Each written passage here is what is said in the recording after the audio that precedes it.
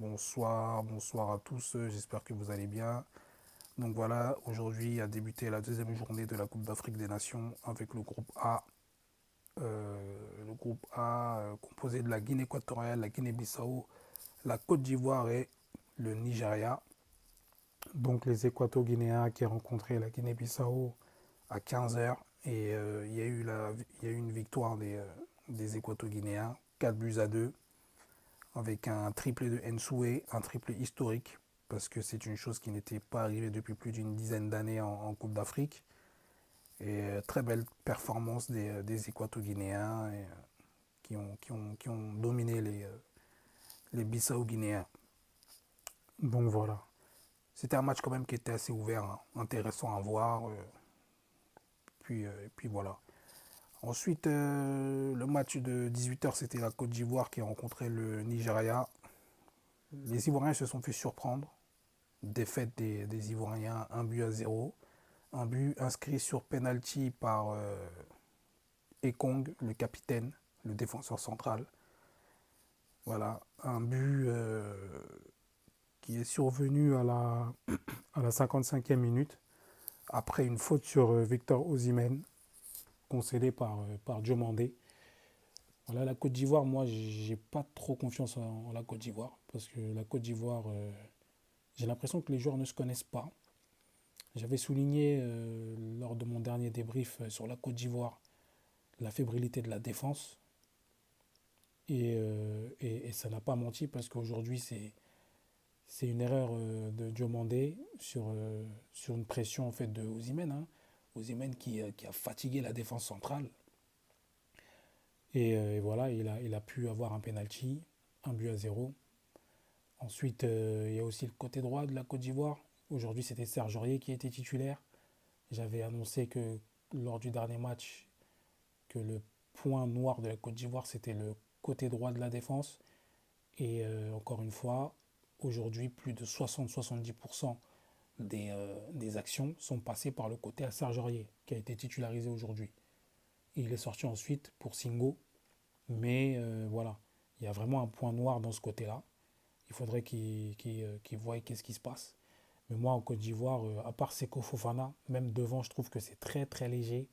Boga, Boga, Crasso n'ont rien proposé et encore moins Kwame. Donc voilà, et en plus, j'ai pas compris pourquoi est-ce qu'il a été titularisé. C'est assez étonnant.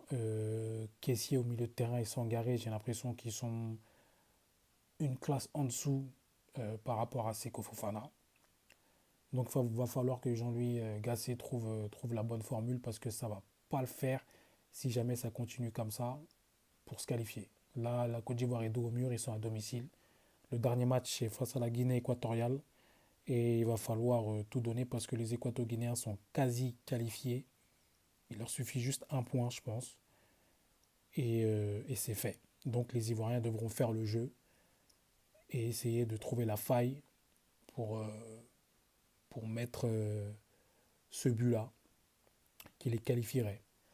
Donc voilà, ensuite le dernier match de la soirée à 21 h, c'était l'Égypte face au Ghana.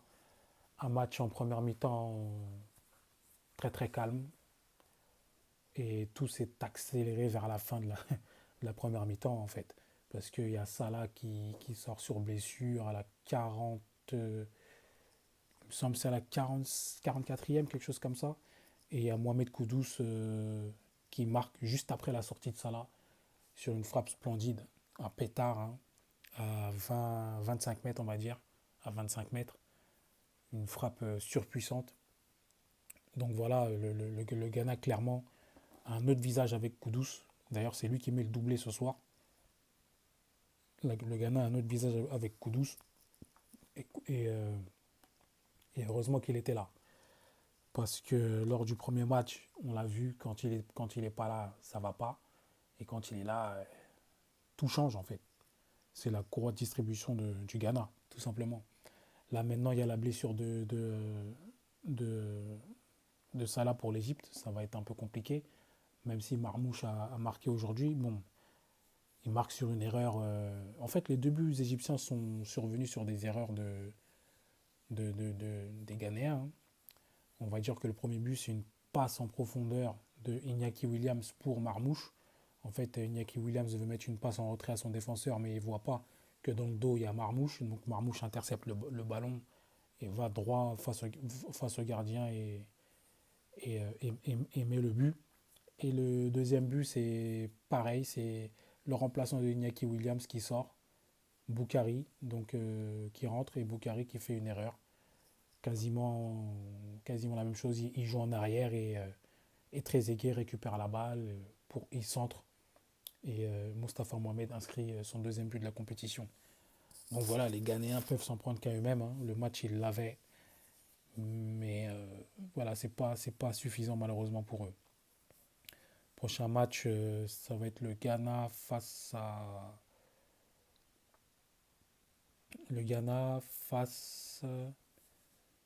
à la Mozambique et le Cap-Vert face à l'Égypte.